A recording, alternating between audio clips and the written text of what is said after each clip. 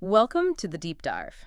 Today, we're diving into a really crucial and frankly disturbing area, child maltreatment. Hmm. The numbers alone are staggering.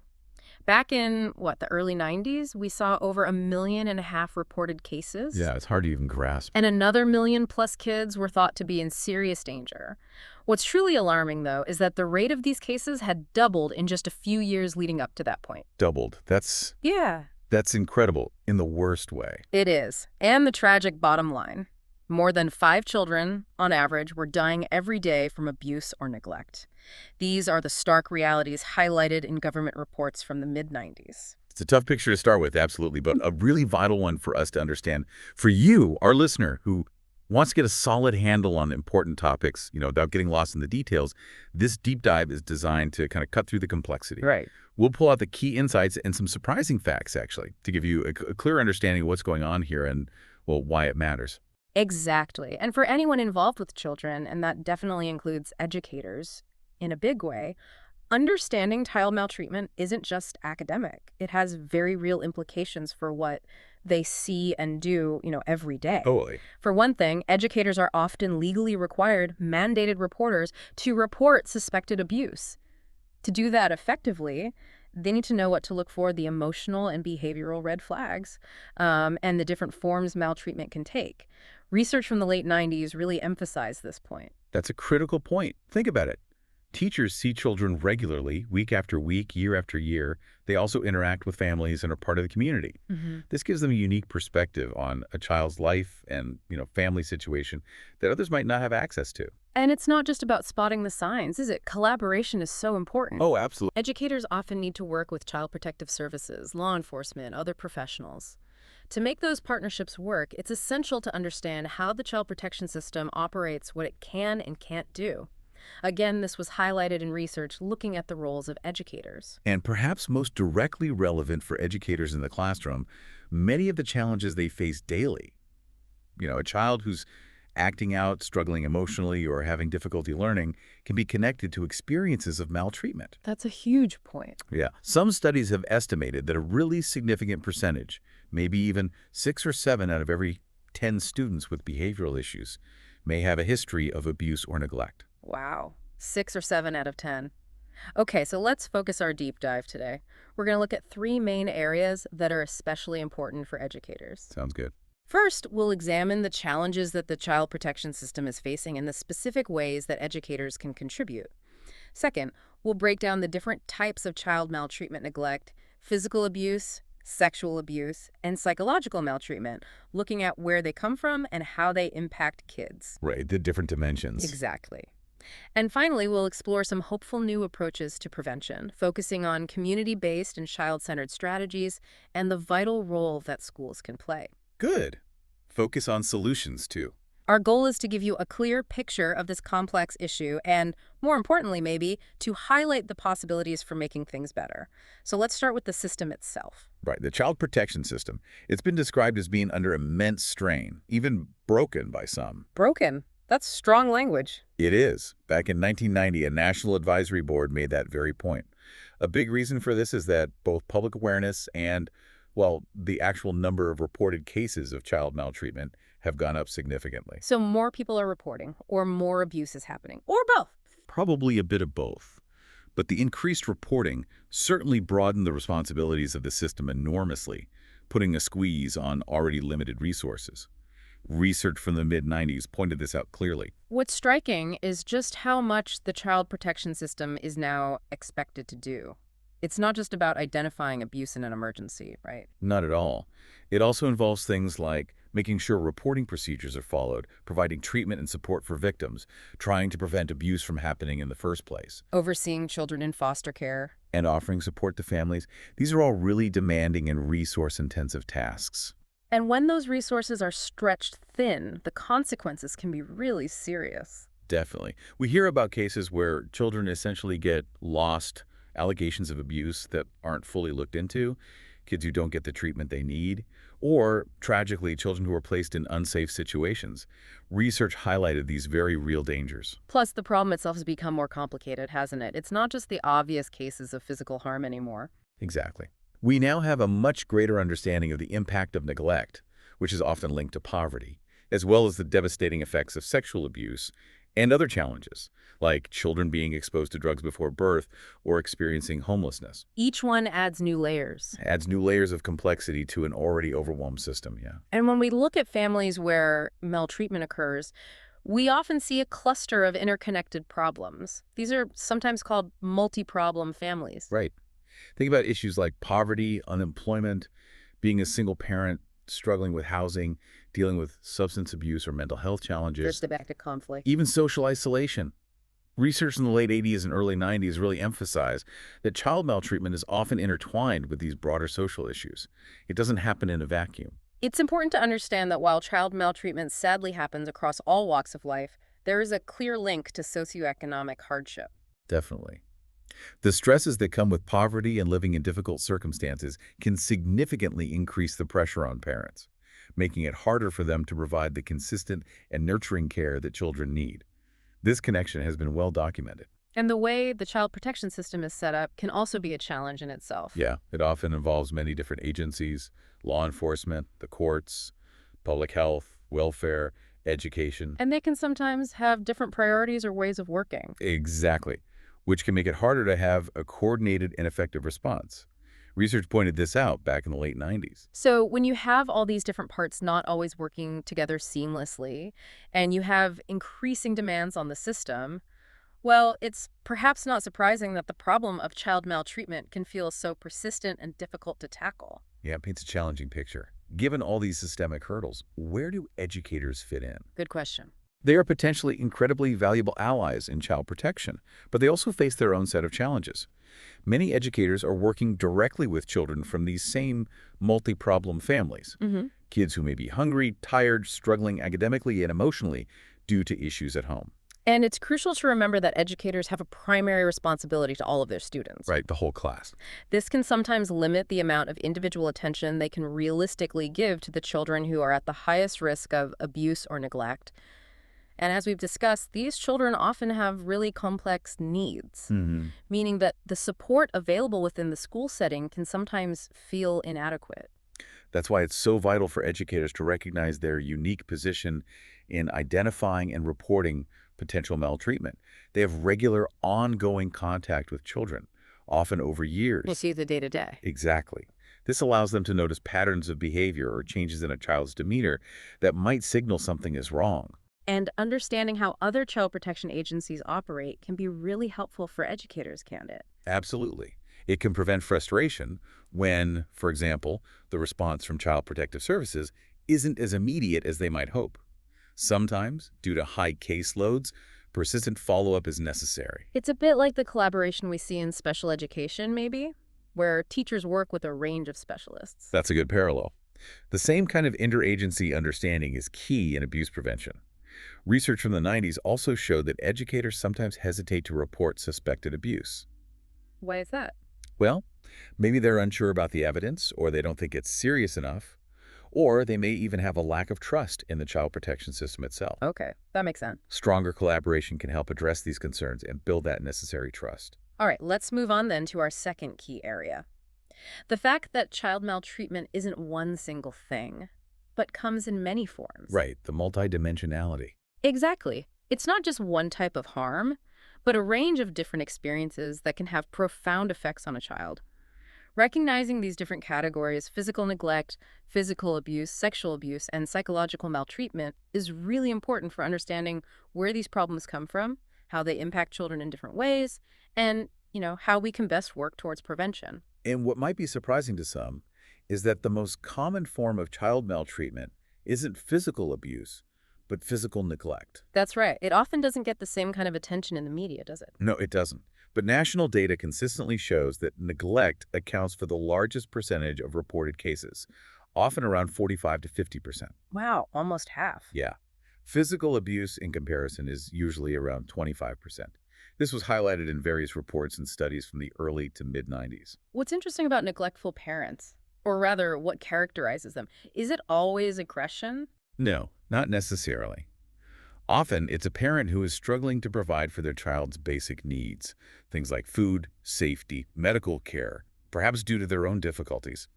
This can be linked to poverty, substance abuse, or mental health issues, as research has shown. So we're talking about homes that might be chaotic, maybe no regular routines. Exactly. Children might be consistently late for school, look unkempt, maybe haven't had necessary medical or dental care.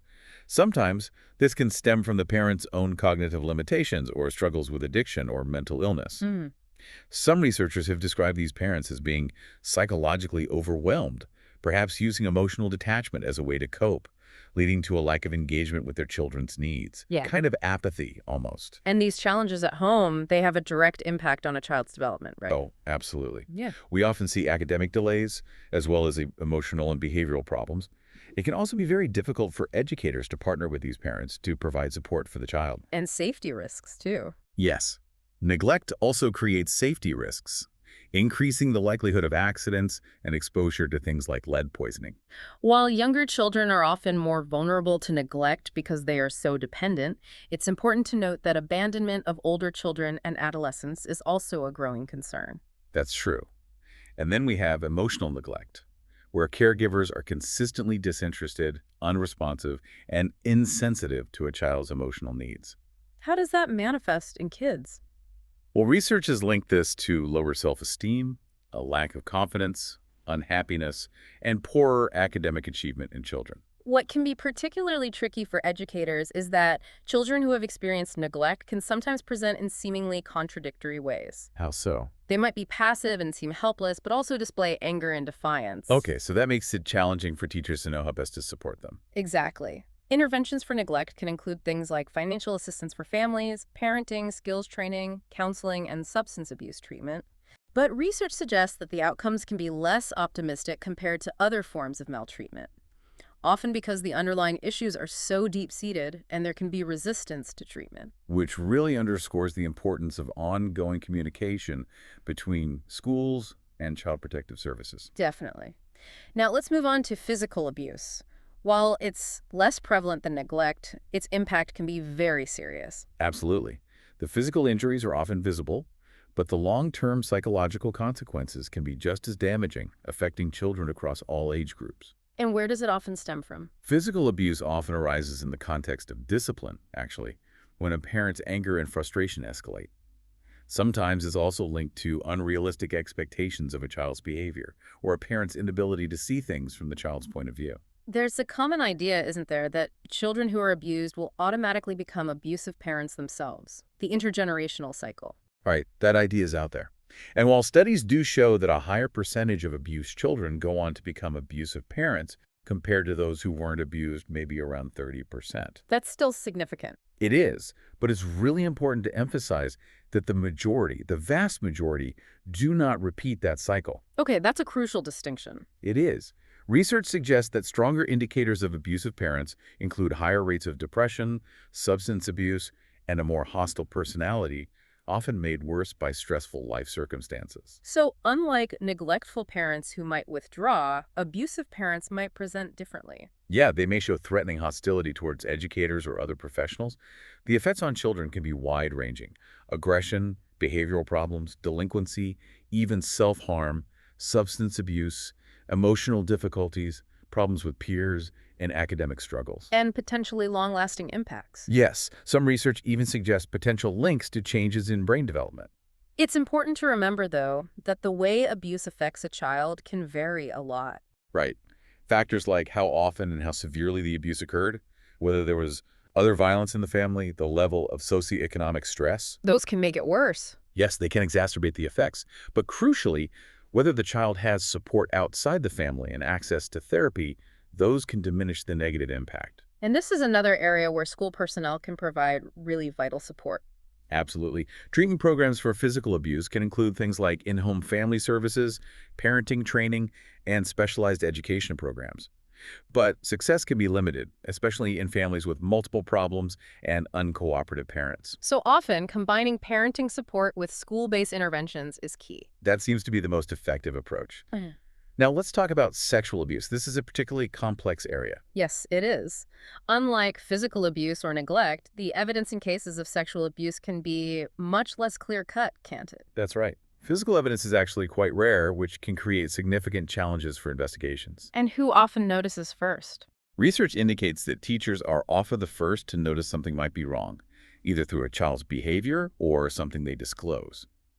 However, educators may understandably hesitate to report without what they feel is strong evidence. That puts them in a tough spot. It really does. This is where confidential consultation with experts is really important. What also makes sexual abuse distinct is the strong social stigma and the intense emotional reactions that often surround accusations. Right, which can lead to strong denials and make investigation and treatment very difficult. Even defining sexual abuse can be complex because it involves non-consensual sexual activity with a child, even if there isn't overt force involved. So children might not even realize they're being victimized. Sometimes, yes. They may not fully understand that they are being victimized at the time. This highlights the importance of educators being sensitive to even subtle cues. And children who have been sexually abused often hesitate to disclose what's happening. Why is that? It's due to a complicated mix of emotions. They might have a bond with the perpetrator, feel shame, fear, guilt, or even believe it's their fault. Oh, that's heartbreaking. It is. This can lead to significant delays in disclosure, accidental disclosures, initial denials, and then later recantations. This complex psychological landscape makes detection, reporting, and confirmation very challenging. Educators can find themselves in a really difficult position, unsure whether to ask more questions or simply offer support. Exactly. Again, seeking expert consultation is advised. Are there demographic patterns? We do see a significant gender difference, with girls being victimized much more often than boys and males being the most common perpetrators.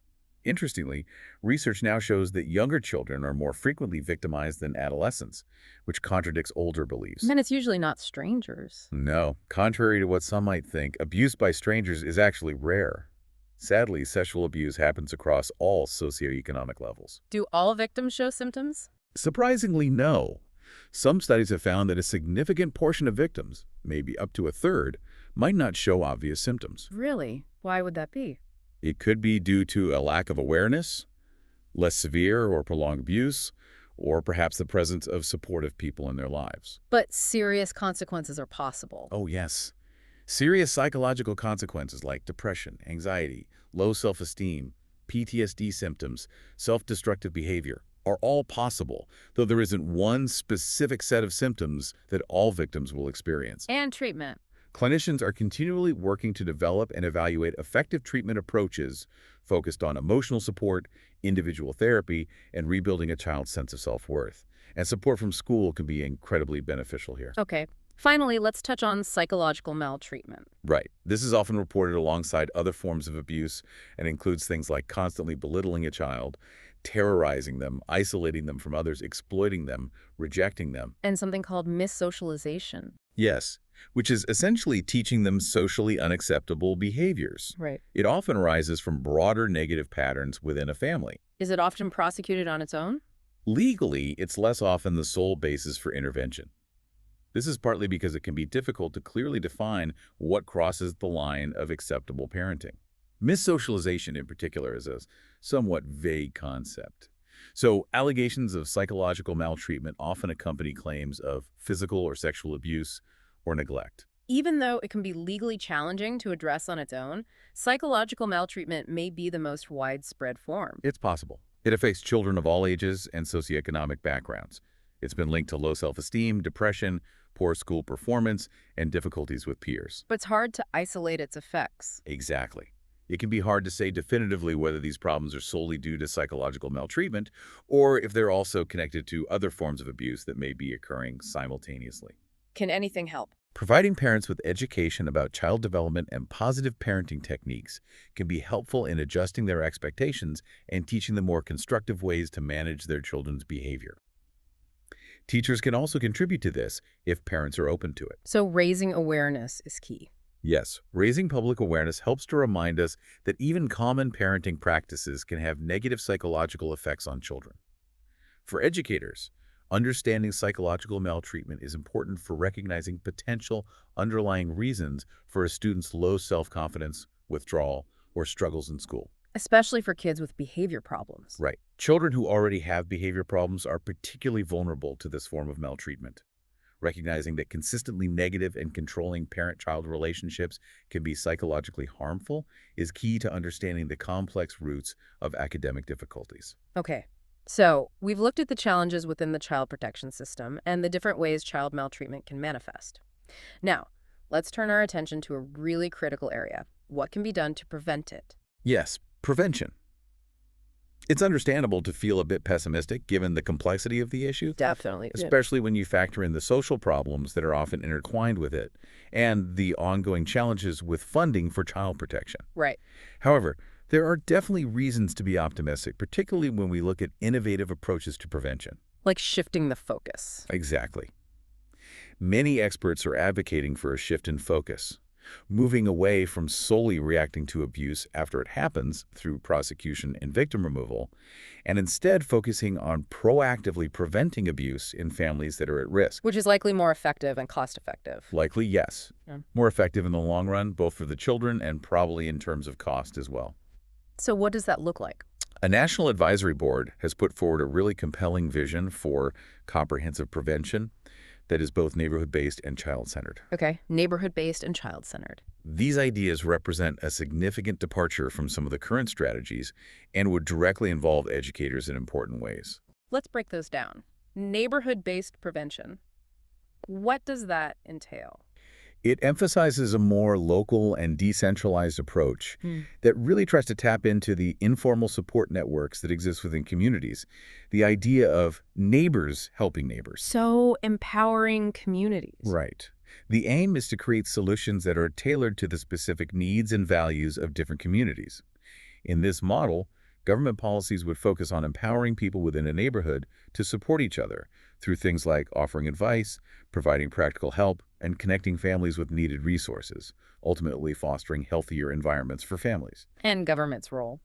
The advisory board also suggests that government should support local communities in developing their own prevention programs and in building stronger connections between these informal support systems and formal agencies like social services. So initiatives would vary. Exactly. They'd be designed to meet the unique needs of each community and might include things like funding for community centers, offering respite care for stressed parents, providing parenting classes, or even just developing accessible information through written materials or videos. Are there common threads in successful programs? Yes, research on successful neighborhood-based programs highlights some common elements. A focus on both preventing abuse and providing treatment, strengthening parenting skills, connecting families with both formal and informal support. Creating informal gathering spaces. Yes, creating opportunities for parents and children to connect informally, coordinating services across different agencies, raising community awareness about healthy parenting, being sensitive to cultural differences, and having strong links to respected community organizations. And this is where schools become so important. Absolutely. Local schools often serve as central hubs within their neighborhoods. They not only provide formal education, but also act as a place where parents can connect with each other through school events and, parent-teacher organizations. They're generally trusted, too. Generally, yes. Schools are usually well regarded in the community and can be a natural gateway for families to access other needed resources. They also have the potential to play a significant role in strengthening parenting skills and raising awareness about healthy child development within the community. There are even models like the school of the 21st century. Right. That concept envisions schools becoming a kind of neighborhood resource center for parent support and information. But there are challenges, especially in disadvantaged neighborhoods. Of course. The idea of neighbor helping neighbor can face significant challenges, particularly in communities struggling with poverty or safety issues, where those strong existing support networks might be lacking. But schools can still be a foundation. Exactly. Even in these more challenging environments, schools often exist and can serve as a really important foundation for community rebuilding and prevention efforts. Okay, now let's look at the child-centered aspect of prevention. Right. This approach really focuses on the needs of children who have already experienced maltreatment. Surprisingly, research has shown that the primary focus often tends to be on the person who committed the abuse. Rather than the child victim? Often, yes, rather than on adequately addressing the developmental consequences for the child victim. Many children who have been abused or neglected receive only the necessary medical treatment, without enough attention paid to their emotional, therapeutic, or educational needs. So the advisory board wants more focus on recovery. Yes, they strongly advocate for a greater emphasis on helping children recover from the impact of maltreatment. What would a truly child-centered system look like? Research outlines some key features. Having a dedicated advocate for the child who can help them navigate the various systems involved, law enforcement, social services, schools. Like a case of volunteer. Similar concept, yes. Also, an emphasis on preventive family preservation, keeping families together safely whenever possible, individualized treatment plans tailored to the child's specific needs, and involving trusted extended family members or neighbors in providing support. But this isn't always realized. Unfortunately, the current focus on the perpetrator often means these child-centered goals aren't fully realized. And this is where teachers and school administrators can make a significant difference. Exactly. In making the child protection system more supportive for children, they are often the ones who can provide ongoing support, identify a child's specific needs, and coordinate educational assistance, Especially for kids struggling academically or behaviorally. particularly for children who are struggling with behavioral, emotional, or learning problems as a result of maltreatment.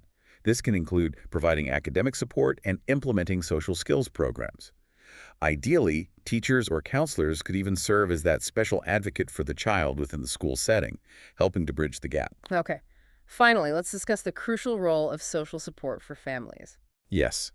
Research has consistently shown that families who are at high risk for child abuse are often socially isolated. Why is that? It could be due to a number of factors: moving frequently, having limited social skills, a lack of trust in others, or even trying to hide the abuse. But social support is vital. Absolutely. Strong, informal social support, having friends, family, community connections, is really vital for overall psychological well-being. It provides emotional support, practical help during difficult times. Prevention programs that aim to strengthen social support networks can be incredibly effective in reducing stress on parents and lowering the risk of maltreatment. Is there a model program for this? The Healthy Start program in Hawaii is a really compelling example. It's a program that offers home visits to at-risk parents, starting during pregnancy and continuing for up to 5 years. Home visits. What do they do? During these visits, trained professionals discuss things like managing stress, understanding child development, and connecting families with resources in their community. And it works. The results have been impressive, showing significantly lower rates of documented abuse and neglect in participating families. This success has led to the development of similar programs across the country, like Healthy Families America. And schools can play a role here too. Definitely. Schools also represent a really important avenue for providing social support. They're at the heart of communities. They already have connections with formal agencies.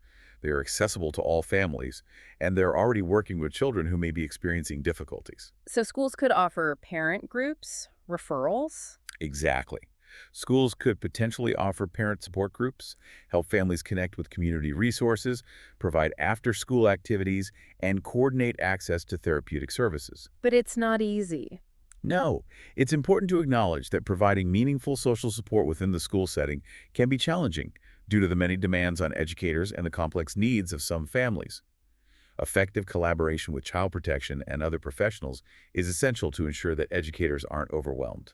We've covered a lot of ground today, and it really highlights the critical need to address the ongoing national tragedy of high rates of child maltreatment. Absolutely.